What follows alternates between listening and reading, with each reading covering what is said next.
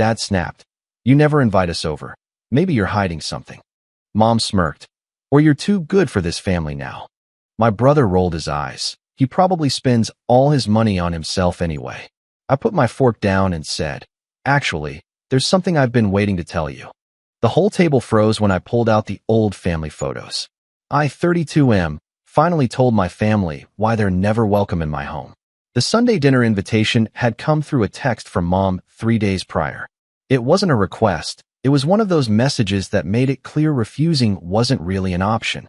So there I sat, fork in hand, pushing overcooked pot roast around my plate while my family picked apart my life with the precision of vultures on roadkill.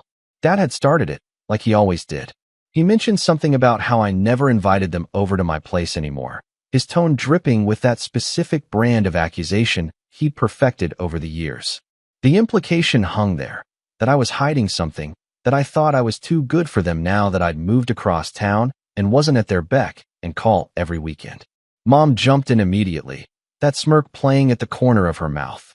She suggested maybe I'd gotten too fancy for my own family, living in my nice neighborhood while they were still in the old house. The one I'd grown up in. The one I'd spent 20 years trying to escape. My brother, sitting across from me with that perpetual look of bored superiority, rolled his eyes and added his contribution. He figured I probably spent all my money on myself anyway, which was rich coming from someone who'd borrowed $5,000 from me last year and never mentioned paying it back. I set my fork down carefully. The metal clinked against the plate louder than I'd intended, and the sound cut through their complaints like a knife. I told them there was actually something I'd been waiting to tell them, something I'd been holding on to for the right moment. The table went silent. Dad's jaw tightened. Mom's smirk faltered. My brother stopped mid-chew. I reached into my jacket pocket and pulled out the envelope I'd been carrying for 3 weeks. Inside were photos, old ones, from when I was a kid. I laid them out on the table one by one, watching their faces change as they recognized what they were seeing. The first photo showed me at 8 years old, standing in the backyard with a baseball glove that was 2 sizes too big. Dad had promised to play catch with me that day. He never showed up, went to my brother's soccer tournament instead. I'd waited for 3 hours. The second was for my 10th birthday. The cake was there, the decorations were there, but if you looked closely at my face, you could see I'd been crying.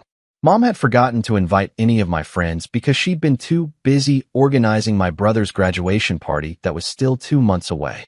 I explained calmly that these weren't just random photos. They were a timeline, a carefully documented history of every broken promise, every missed event, every time I'd been made to feel like I didn't matter because I wasn't the golden child. Dad started to interrupt, but I kept going. I pulled out the next photo, me at 13, holding a certificate for making honor roll. Nobody had come to the ceremony. They'd been at my brother's football game, even though he spent most of it on the bench. Mom's face had gone pale. She tried to say something about how I was remembering things wrong, how they'd always treated us equally. But her voice lacked conviction. I continued laying out the evidence. Photo after photo, each one a small wound that had never quite healed. My high school graduation where they'd left early to beat traffic. The art show where I'd won second place and they hadn't bothered to come at all. The college acceptance letter I'd shown them, only for Dad to grunt and go back to watching my brother's playoff game on TV. My brother had the decency to look uncomfortable now. He pushed his plate away slightly. I explained that I'd spent the last 6 months in therapy, working through all of this. My therapist had suggested I might never get the closure I needed, but that documenting everything had helped me understand it wasn't my fault, that I hadn't deserved to be treated like an afterthought in my own family. The reason I never invited them over, I told them, wasn't because I was hiding anything. It was because my home was the one place I'd built where I felt valued, where I'd surrounded myself with people who actually showed up when they said they would, where I wasn't constantly competing for scraps of attention with my brother's latest accomplishment. Dad tried to defend himself then. He claimed they'd done their best, that raising kids was hard, that I was being dramatic. His face was red now, that vein in his forehead pulsing the way it did when he got angry. I pulled out another photo. This one was more recent, from 2 Christmases ago. I'd hosted dinner at my place that year, the one time I'd actually invited them over. In the photo, you could see me in the background, setting the table I'd spent hours preparing. In the foreground, Mom and Dad were both on their phones, texting with my brother about his new job offer. They'd barely touched the food. They'd left before dessert. That was when I decided they wouldn't be coming back. Mom started crying then. Those manipulative tears she'd always been good at producing. She insisted they'd always loved me, that I was being unfair, that families weren't perfect, but we were supposed to stick together. I agreed that families weren't perfect, but I pointed out there was a difference between imperfection and consistent neglect. I told her I'd spent years making excuses for them, convincing myself that maybe next time would be different, that maybe if I just tried harder, achieved more, made myself impossible to ignore, they'd finally see me. But I was done trying. My brother finally spoke up. He said I was overreacting, that this was ancient history, that I needed to let it go. His voice had that dismissive quality it always carried when my problems interfered with his comfort. I looked at him directly and asked if he remembered my college graduation. He hesitated, then nodded. I asked if he remembered giving his speech at the ceremony. He'd been the student speaker for his master's program, which happened to be the same day as my undergraduate graduation. He remembered that part clearly. I asked if he remembered that our parents had chosen to attend his speech instead of my ceremony, that I'd walked across that stage, accepted my diploma with honors, and looked out into the crowd to see an empty seat where my family should have been. He went quiet. I told him I didn't blame him for being the favorite. That wasn't his fault. But I did blame him for never once acknowledging it, for never standing up for me, for acting like I was crazy whenever I pointed out the obvious imbalance. The table had gone completely silent now. Even the sound of forks on plates had stopped.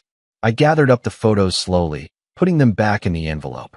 I explained that I wasn't doing this to hurt them or to start a fight. I was doing it because they'd asked why they weren't invited to my home, and they deserved an honest answer. My home was my sanctuary. It was where I'd built a life with people who respected me, who showed up for me, who treated me like I mattered. And I wasn't going to pollute that space with the same dynamics that had made my childhood so lonely. Dad slammed his hand on the table.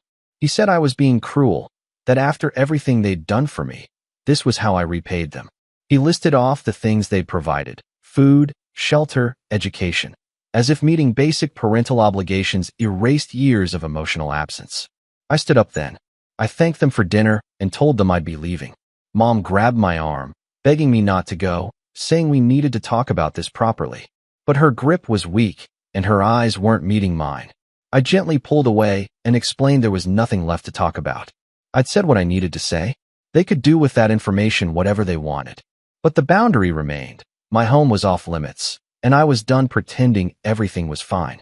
My brother called after me as I headed for the door. He asked what I wanted from them, what would make this right. I paused in the doorway and turned back. I told him honestly that I didn't know if anything could make it right. The damage was done. But if they wanted any relationship with me going forward, it would need to be different. It would require them to actually acknowledge what had happened, to stop gaslighting me about my own experiences, to treat me with the same consideration they'd always shown him. Whether they were capable of that remained to be seen. Update 1. 3 weeks passed without contact. No calls, no texts, nothing. Part of me had expected that. It was their usual pattern when confronted with uncomfortable truths. Ignore it long enough, and maybe it would go away. But I'd underestimated Mom's need to control the narrative. She started calling my extended family. Aunts, uncles, cousins I hadn't spoken to in years suddenly had opinions about my behavior. My phone blew up with messages from relatives telling me I was being disrespectful, that I should apologize, that family was everything, and I was throwing it away over nothing. The story Mom had told them was predictably distorted. According to her version, I'd shown up to a nice family dinner and attacked them out of nowhere with false accusations, trying to destroy the family because I was jealous of my brother's success. I'd anticipated this might happen, which was why I'd made copies of everything. I sent a group message to every family member who'd contacted me. Attached were scans of the photos, along with a brief, factual timeline of events. I didn't editorialize. I didn't add dramatic flair. I just presented the evidence and let it speak for itself. The responses varied. Some family members went silent. A few apologized for jumping to conclusions. My uncle, Dad's brother, called me directly. He said he'd always suspected something was off about how they treated me compared to my brother, but he'd never felt it was his place to interfere. He apologized for that now. Mom was furious about the group message. She called me screaming, accusing me of trying to humiliate her in front of the whole family. I let her vent for about 30 seconds, then calmly explained that she'd started this by spreading lies. I was simply correcting the record. She hung up on me. Dad's response came 2 days later, in the form of an email. It was long, rambling, and mostly defensive. He insisted they'd always tried their best, that if I felt neglected it was because I'd been an easy kid who didn't demand attention like my brother had. He actually wrote that it was somehow my fault for not being difficult enough to warrant their focus. The email ended with a guilt trip about how I was tearing the family apart and how disappointed he was in me. I didn't respond. My brother reached out separately. His message was shorter, less hostile than I'd expected. He admitted he'd never realized how different our experiences had been growing up. He'd always just assumed we were both treated the same, and he was starting to understand that maybe he'd been too absorbed in his own life to notice. It wasn't an apology exactly, but it was closer to accountability than I'd gotten from our parents. I told him I appreciated his honesty, but that I needed space to process everything. He said he understood. The distance felt good, necessary. For the first time in my life, I wasn't organizing my schedule around their expectations or bracing myself for the next disappointment. I was just existing, peacefully, in the life I'd built. Update 2. 2 months after the dinner, I got a call from my brother. He wanted to meet for coffee, just the two of us. I was hesitant but agreed. We met at a neutral location, a cafe halfway between our neighborhoods. He looked tired, older than I remembered, though it had only been weeks since I'd seen him. He started by apologizing properly this time. He said he'd spent the past 2 months really thinking about everything I'd shown them, about our childhood, about the pattern of behavior I'd outlined. He'd even talked to his therapist about it. Apparently his wife had been pushing him to work on some things, and this had become part of that conversation. He admitted he'd benefited from the favoritism without ever acknowledging it existed, that he'd gotten so used to being the priority that he'd stopped questioning whether it was fair. He said he was sorry for dismissing my feelings all those years, for not standing up for me, for letting me bear the weight of their neglect alone. I appreciated the apology. I told him that honestly. But I also explained that sorry didn't erase the past, and I wasn't sure yet what our relationship could look like going forward. He nodded, said he understood. Then he told me something I hadn't expected. Our parents were apparently talking about selling the house. Mom had mentioned it to him during a phone call, framed as a financial decision, but really, he suspected, motivated by wanting to escape the memories I'd brought up, to start fresh somewhere new and pretend none of this had happened. I wasn't surprised. Running from problems was their specialty. My brother said he'd told them he wouldn't help with the move unless they dealt with this properly, that he was done enabling their refusal to take accountability. His wife had apparently been instrumental in helping him see how toxic the family dynamics were. I asked him what their response had been. He laughed bitterly and said Mom had cried and Dad had gotten angry. Standard operating procedure. But for the first time, he hadn't backed down. He'd told them flat out that they'd failed me as parents, and until they acknowledged that, he was maintaining his own boundaries with them. Part of me felt vindicated. Another part felt sad that it had taken this long, that my brother had needed his wife to point out what should have been obvious. But mostly I felt tired. We talked for another hour. He asked about my life, my job, the things I was doing for myself. I realized it might have been the first time he'd ever really asked about my life without it being performative or obligatory. As we left, he asked if maybe we could try to build something new between us. A relationship that wasn't tied to our parents' dysfunction. I told him maybe, that I'd need time to trust that he was serious about changing, but that I was willing to see where things went. It wasn't forgiveness exactly, but it was a door left open instead of slammed shut. Update 3. 4 months after the dinner, Mom finally reached out with something resembling accountability. Not a full apology, she still couldn't quite manage that, but an acknowledgement that maybe she hadn't always been aware of how her actions affected me. She asked if we could talk. I agreed to a phone call.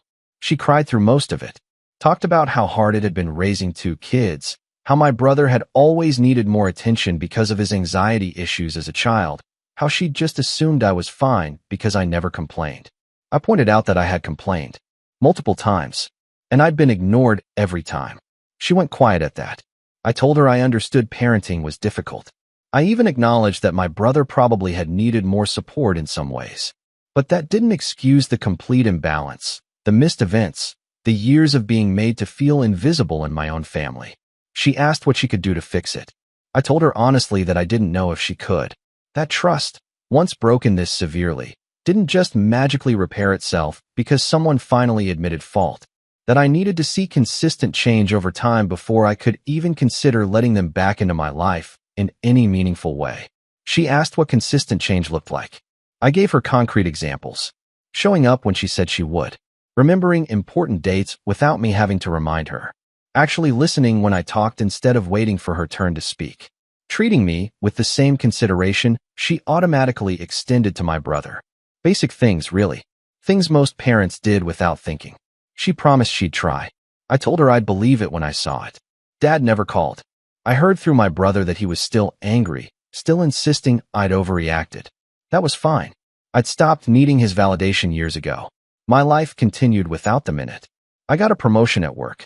Started dating someone who actually showed up for me consistently. Deepened friendships with people who valued my presence. My home remained my sanctuary, filled with plants I'd nurtured, books I'd collected, photos of moments that actually mattered. The people who visited were people who'd earned that privilege through respect and reciprocity. Sometimes my brother stopped by. Those visits were cautious at first, both of us navigating new territory. But slowly, carefully, we were building something that felt more authentic than what we'd had before. Mom sent occasional texts, small attempts at connection, articles she thought I'd like, questions about my life. I responded sometimes, brief but not unkind. Baby steps towards something that might eventually resemble a relationship, though it would never be what it could have been if she'd done this work 30 years ago. The photos stayed in that envelope, tucked away in a drawer. I didn't need to look at them anymore. I'd said what needed to be said, set the boundaries that needed to be set. And for the first time in my life, I wasn't carrying their dysfunction around like a weight on my shoulders. I'd put it down, left it at their table with that uneaten pot roast, and walked away into a life I'd built entirely for myself. That was my revenge, not destruction, but liberation. Not hurting them, but finally, completely, choosing myself.